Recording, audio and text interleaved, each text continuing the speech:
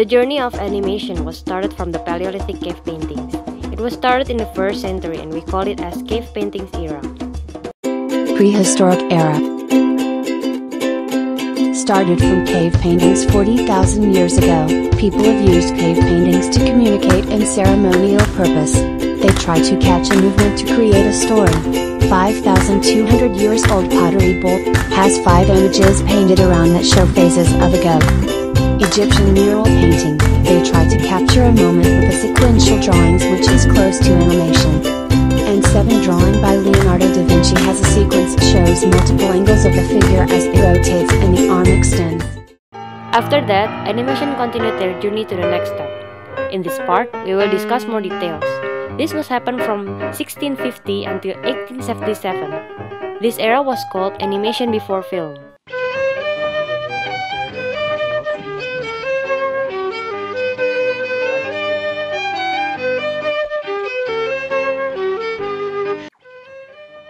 The magic lantern or Lanterna Magica is an early type of image projector. It has a square shape with a tube lens and it also has a little chimney to prevent fire. The magic lantern played a very important part in Victorian society. People commonly use it for educational or for the demonstration of scientific principles, and even for entertainment purposes in the 17th century. There has been some debate about who the original inventor of the magic lantern is. But the most widely accepted theory is that Christian Huygens developed the original device in the late 1650s. However, in the 15th century, a Venetian engineer had already created a lantern that projected an image of a demon. The illustration shows a man with a lantern and on the wall is a large projected picture of the devil. His name was Giovanni Fontana. Well, this is how magic lantern works. The reflector reflects the light from the lamp toward the condensing lens, which focuses the light onto the slide being projected. The objective lens serves to magnify the illuminated slide, so that projected image from 6 to 12 feet wide can be obtained. A Belgian physicist invented a form of theater which used a modified magic lantern to projecting image. The magic lantern was placed in the back of the screen. It is used to project frightening images such as skeletons, demons, and ghosts onto walls. The projector was mobile, allowing the projected image to move and change size on the screen, and multiple projecting devices allowed for quick switching of different images. It was use of light and shadow to trick and deceive the audience. It is succeed to scare and amaze the audience at that time. This was a type of light and shadow show popular immediately after the French Revolution in Paris. This show is popular in the 19th century is called Phantasmagoria. Thaumatrope means Wonder Tuner was found in 1824. Thaumatrope is a small disc. Well, this is how it works. We draw on each side of the disc. In the first side, we draw a cage, and on the other side, we draw a bird. Once we spin the disc using a string, it will look like the bird will be inside the cage. The faster the disc rotates, the greater illusion will be achieved. After thaumatrope, phenakistoscope was invented in 1831 by a Belgian physicist. His inspiration had come primarily from the work of Michael Faraday and Peter Mark Roget. He was Joseph Plateau. This is how the phenakistoscope works. One side of the disc has slots around the edge, and the other side contains drawings of successive action. Use a pushpin to attach the disc in the center of it. The device would be placed in front of a mirror and spun. As the phenakistoscope spins, a viewer looks through the slots at the reflection of the drawings.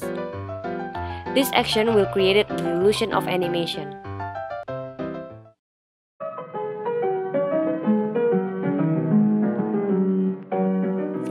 Zoetrope was founded in 1834 by a British mathematician. Zoetrope was first named as Daedalus in 1834. He was William George Horner. Zoetrope is a device that produces the illusion of motion from static pictures. The zoetrope consists of a cylinder with slits cut vertically in the sides. On the inner surface of the cylinder is a band with image from a set of sequence pictures. As the cylinder spins, the user looks through the slits at the pictures across. The scanning of the slits keeps the pictures from simply blurring together, and the user sees a rapid succession of images, producing the illusion of motion.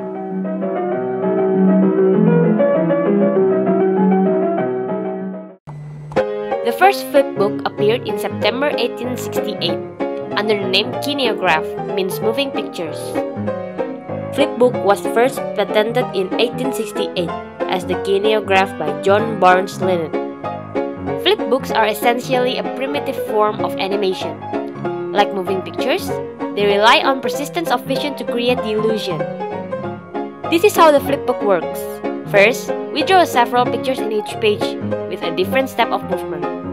Then we just simply flip the book. The book must also be flipped with enough speed for the illusion to work. The praxinoscope was invented in 1877 by a French inventor. He also created theater optic. He was Charles Émile Reynaud. This is the theater optic that he invented. The image produced is more brilliant than with any previous devices. Because of this advance, it quickly replaced the zoetrope in popularity. Well, this is how it works. A band of pictures is placed inside a shallow outer cylinder, so that each picture is reflected by the inner set of mirrors. The number of mirrors is equal to the number of pictures, and the image of the pictures are viewed in the mirrors. When the outer cylinder rotates, the quick succession of reflected pictures gives the illusion of a moving picture. After that, animation has sailed again to the next island.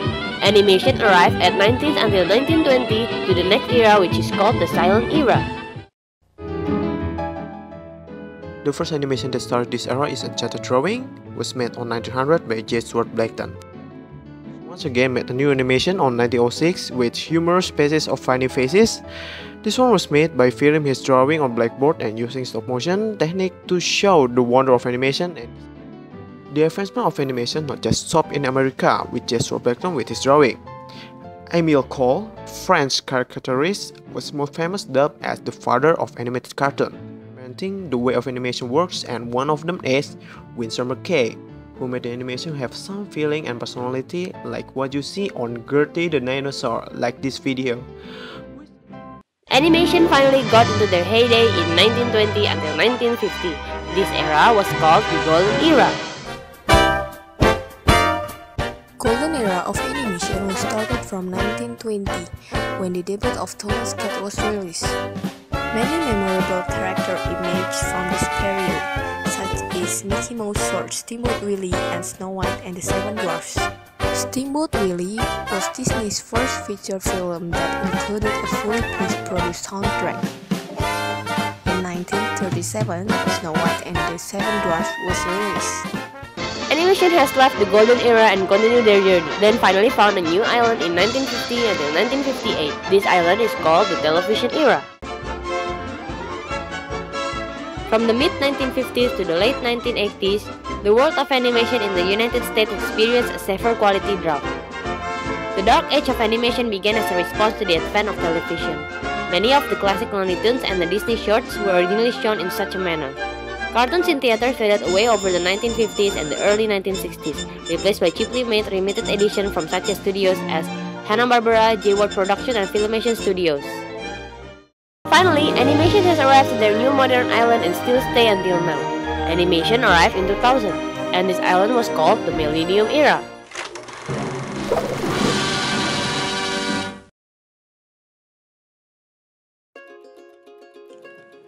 The Millennium Age of animation starting from early 2000s with the end of the Renaissance Age of animation. Computer-generated imagery or CGI revolutionized animation. The first fully computer-animated feature film was Pixar's Toy Story in 1995. The process of CGI animation is still very tedious and similar in that sense to traditional animation, and until now, the world of animation is growing rapidly in terms of technology and story ideas.